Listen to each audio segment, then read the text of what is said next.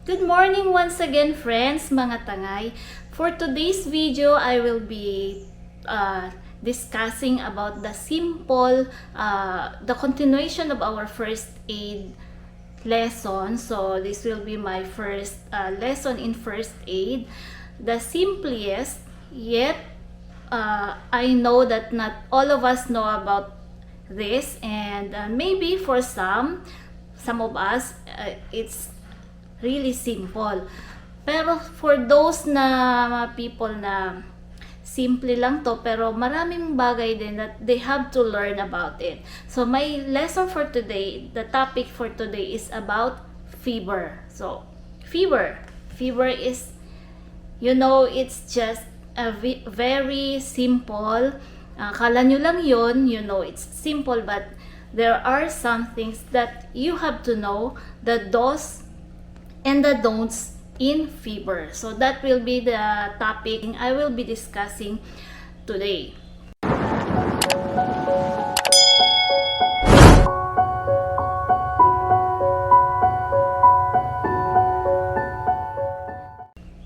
So there are myths that follows about fever. So fever, just always remember, instill it in our mind that fever is not as simple as we think. Kasi ang lagnat, the fever is a symptom only, or it is an indication that we have an infection in our body. So hindi po natin pwedeng sabihin na ay lagnat laki, ay nagpapatubo ng ipin kaya nilalagnat. So hindi po. So ang lagnat po ay indication na something is invading our body. So meron tayong infection sa loob ng ating katawan. So itong fever ay a defense mechanism of our body. So meaning, kaya tayo nilalagnat why we're having fever because our body nag-i-increase siya ng body temperature, inire-release niya yung heat sa ating body para mag-produce ng fever, ng heat, so that yung ating mga bacteria, the invaders, the bacteria, the viruses in our body will be eradicated. So mamamatay. So yun yung defense mechanism, yung fever ay defense mechanism ng ating katawan para painitin ang ating katawan, para patayin yung mga bacteria or mga viruses na trying to invade ng ating body. Yung fever po, sa mga baby, sa mga bata, hindi din ito pwedeng ipagwalang bahala. Pero trivia, yung mga bata, since mas malalakas ang resistance, pag nakikita natin na nilalagnat sila pero parang okay lang, naglalaro sila, that means kaya nilang kontrolin yung kanilang fever, and hindi natin not necessarily na gumawa tayo ng paraan para i-lower natin yung kanilang fever kasi eventually mag-subside din ito. But pag ang fever natin, kahit hindi bata, ay mag-last ng more than 3 days, 5 days, kailangan na natin talaga ng consultation ng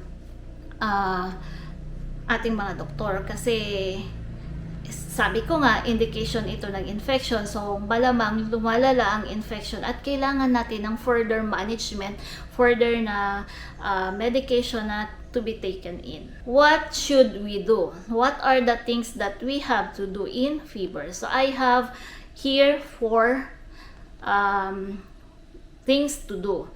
First is take syempre yung ating medication for fever, yung medication that reduces fever. So in some countries they give other like acetaminophen, ibuprofen, but dito sa atin sa Pilipinas, the simplest is the paracetamol. So yung plain paracetamol, pwede na yon. So yun yung ating heat reducer na medication dito sa Philippines. So pag nagpapainom po tayo ng paracetamol, we have to take into consideration the time na kung kailan natin pinainom, and of course the right dosage. Kailangan natin ilista kung kailan tayo nagpainom para alam natin ang next natin na pagpapainom ng paracetamol. So paracetamol is taken every 4 hours. So kailangan alam natin talaga na yun ay yung oras kung kailan natin isusunod na ipapainom yung paracetamol. Number 2 is drink plenty of fluids or yung ating water. So alam naman natin yung trabaho ng tubig sa ating katawan. So when we fever, when we are febrile, nilalagnat tayo. So, siyempre, of course, di ba, mainit. So, ang tendency nito is dehydration. So, kailangan natin i-hydrate ang ating katawan. And aside from that, yung water ay nag-i-aid sa quick release, quick ng pagka-lower ng ating body temperature. Number 3 is take a bath. So, dito sa take a bath, alam nyo ba kung ano dapat ang inyong iti-take a bath? So, it is common. It is, sabihin na natin, kahit na kayo ngayon na nakikinig, paano ba kayo mag-take a bath pag may lagnat kayo? Nagti-take a bath ba kayo? Or hindi? So, karamihan, meron pa rin sa atin dito na pag nag-take a bath, ang kanilang ginagamit ay cold water or yung nilalagyan pa nila ng ice. That should not be done. You should not do that taking a cold bath. So, bakit po? Yes, of course, sabi natin, ang malamig na tubig is when we pour it into our body. The cold water will abruptly reduce, will abruptly or quickly take the heat in our body. I-release niya agad ang heat. But it will cause us shiver. So, mag-chill po tayo doon. So, pag nag-chill tayo, akala natin, siyempre, di ba, it's so cold. So, it's like a flame na binuhusan natin ng, kunwari, nagliliyab na apoy. There's a flame. And then, we pour a cold water. So, what will happen? Di ba, mamamatay ang flame. And anong mangyayari kung sa mga bagay-bagay na kung sa atin yung layman's term natin sa Pilipinas, sa Pinoy ay mapapasma, 'di ba? Kasi ang init-init natin, kahit naman tayo practice natin yun na pag galing tayo sa mainit, hindi tayo kaagad-agad umiinom ng malamig yung iba. Pero yun pwede kasi dapat yung ice or cold bath ay ibibigay lang dun sa mga possible na ma-heat stroke. Yung kunwari, galing tayo sa field na pagkainit-init, tapos pag-uwi natin ang init ng katawan. So, to reduce that heat in our body, hindi tayo nilalagnat nun, kailangan nating uminom ng malamig na tubig or magpunas ng malamig na tubig to prevent naman yung heat stroke. But in case of fever, hindi po natin dapat gawin na maligo tayo ng malamig or nagyayelong tubig. So, sabi ko nga, mag-shiver tayo, mag-chill. So, once na we chill, nanginig na tayo sa lamig, because sobrang lamig, yung mangyayari, akala natin ay nireduce ng cold water yung hot body temperature natin, yung heat sa ating katawan, pero hindi. So, pwedeng mag-start kasi mag-compensate yung ating katawan sa pag-chill natin. So, yung mangyayari is, yung internal system ng ating katawan ay nag-hit din. So, malamig yung labas natin ng katawan, pero yung loob ng ating katawan ay mainit. So, kailangan lang natin yung ating iti-take na bath ay yung constant ay komportable, warm bath, na hindi masyadong mainit, basta hindi tayo mag-chill. Number 4 is applying a cold pack or ice pack sa ating mga singit, sa ating mga armpit, sa kilikili, sa yung mas mainit na bahagi ng ating katawan. So, dito sa pag-a-apply natin, hindi basta kasi yung iba or minsan sa katarantahan natin, we directly apply an ice pack sa ating mga hita, sa katawan ng babies, lalo sa mga babies, sa kanilang mga kilikili, sa liig, sa tiyan. So yun yung mga parts of our body that more hot. So hindi po dapat yon. Kung mag-a-apply tayo ng ice sa ating ice pack, be sure na lagyan pa rin natin ng sapin na hindi directly sobrang lamig na touch sa ating body. So indirectly, that means we can put a towel, a cloth before the ice application. So yun po. So before yun yung mga practice, yung direct ice application. So ngayon, dahil nga as I've mentioned, so cold ay may cause our body shiver, so mag-chill at mag-increase ng ating body temperature. So tama na yung ating tap water lang na basain natin ang ating towel or cloth na ilalagay sa ating mga kilikili, sa armpit, sa ating thigh, sa hita, yan, to reduce the heat ng ating body temperature. So yun lang po, tap water, pero syempre kailangan palit-palitan, pag uminit na palitan ulit, ganon. So yun mga tangay ang do's ng ating ng ating fever. So yung mga dapat natin gawin pag may fever. So this time naman yung mga don'ts. First don't is do not rub with alcohol. So bakit? Sometimes may nag-uutos sa atin na put an alcohol, yung rubbing alcohol or yung ating 70% isopropyl alcohol na i-rub sa ating katawan kasi di ba yung alcohol ay malamig. So yun yung iba na notion na kailangan palamigin ang katawan using alcohol. So mali po yun. Don't do that. When somebody asks you to put an alcohol or rub an alcohol to a febrile body, please don't do that. Kasi ineffective po yon, and at the same time ay maaaring magkaroon o maka-acquire ng alcohol intoxication or poisoning yung ating patient. So yun po. Don't rub an alcohol. So number 2 is yung binanggit ko kanina na don't bath a cold or ice bath. So na-explain ko na yun kanina, hindi ko na uulitin. Number 3 is don't double up medication. So ito po yung double up medication. That's why I was telling you before, earlier na mention ko na we have to write down when we gave the medication.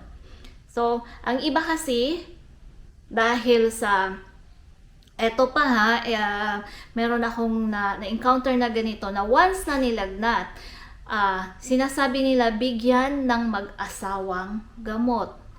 Meron bang mag-asawang gamot? Wala. So, ano ba itong component ng mag-asawang gamot?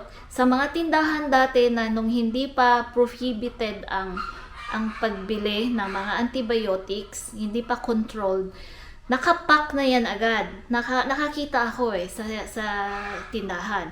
Isang paracetamol at isang amoxicillin. So, yun yung mag-asawang gamot. So, binibigyan nila, nilagnat pa lang, binibigyan na nila ng mag-asawang gamot. And then, pag umigi ang katawan, hindi na nila ulit bibigyan. So, remember that antibiotics or all our medication has the right time. Meron pong kanya-kanyang kung ilang oras ang pagbibigay. So, and days, kung ilang days dapat iniinom yung mga yon. So, ang nangyayari, like the antibiotics, it should be taken at least 5 or 7 days or more. So, ang nangyayari, isang beses lang pinainom si amoxicillin at si paracetamol. Umigi ngayon ang katawan. And because of that fever, may infection sa loob ng katawan, hindi ba? As I said, may infection. So, what will happen? Yung bacteria or virus, or bacteria nga, kasi antibacterial ang gamot, ay magiging resistant doon sa antibiotics na ibinigay. For example, amoxicillin. You just give it once or twice. So, you have the bacterial for cough. Kunwari, anong bacteria sa ubo.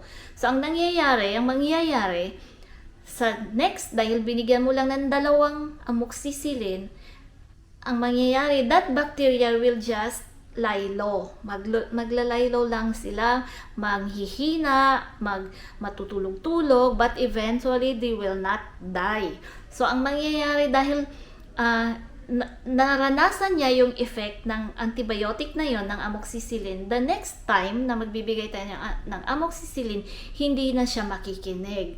Naging resistant na siya doon sa antibiotics na inyong ibinigay na incomplete dose. Yun.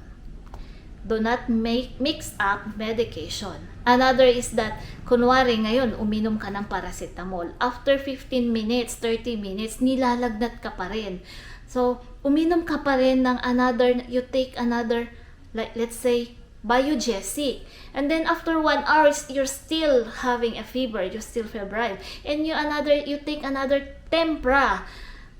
Those 3 medications are the same. Pare-pareho silang paracetamol. So that means kung hindi ka gumaling dun sa paracetamol lang na yun, ng 3 na ininom mo, it means na ang infection mo ay kailangan mo ng further evaluation. So maaaring malala yun. Kailangan mong magpa-doktor. And ang mangyayari ng possibility na magkaroon ka din ng overdosage. Yun po lalo na sa mga babies, sa mga children. Huwag nyo pong gagawin ang mag-double up or mag-mix up medication. Number 4 is check the ingredients. So, ano bang ingredients dito? Ingredients ba ito ng kakainin natin? Ng lulutuin natin? No. Check the ingredients of the drugs.